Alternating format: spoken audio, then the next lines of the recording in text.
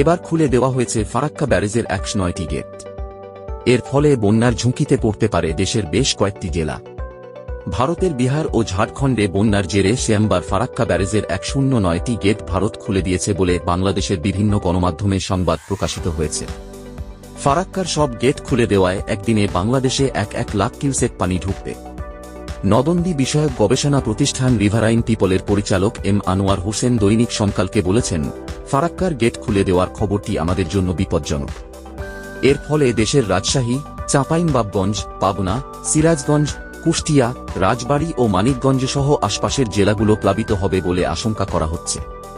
ফারাক্কা বাঁধ কর্তৃপক্ষ বলছে, প্রতিবেশী দুই রাজ্যে বন্যার জেরে পানির চাপ বেড়েছে। তবে স্বস্তির বিষয়, এখনও নেপাল থেকে পাহাড়ি ঢল নামেনি। ফারাক্কা ব্যারাজ এলাকায় পানি বিপদসীমা 7.34 মিটার ওপর দিয়ে বইতে থাকায় বাধ্য হয়ে গেট খুলতে হচ্ছে। সেক্ষেত্রে ফিডার ক্যানেলেও পানির পরিমাণ বাড়ানো হয়েছে এবং এতে একদিনে বাংলাদেশে 1 লাখ কিউসেক পানি ঢুকবে বলে জানিয়েছে বাঁধ কর্তৃপক্ষ। ফারাক্কা ব্যারেজের জেনারেল ম্যানেজার আর দেশ পান্ডে বলেন, ফারাক্কা ব্যারেজ কর্তৃপক্ষ সবসময় অ্যালার্ট রয়েছে। প্রতি মুহূর্তে নজর রাখা হচ্ছে। খুব কম সময়ের মধ্যে যেভাবে পানির চাপ তৈরি হয়েছে, তাতে সবটি গেট খুলে না দিলে ব্যারাজের ওপর বড় চাপ তৈরি হচ্ছিল, বড় ক্ষতি হয়ে যেতে পারত।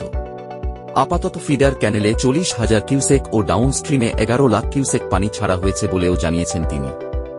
ফারাক্কা ব্যারেজ ভারতের পশ্চিমবঙ্গের মালদহ ও মুর্শিদাবাদ জেলায় গঙ্গা নদীর ওপর অবস্থিত, যে নদীটি রাজশাহী হয়ে পদ্মা নামে বাংলাদেশে প্রবেশ করেছে।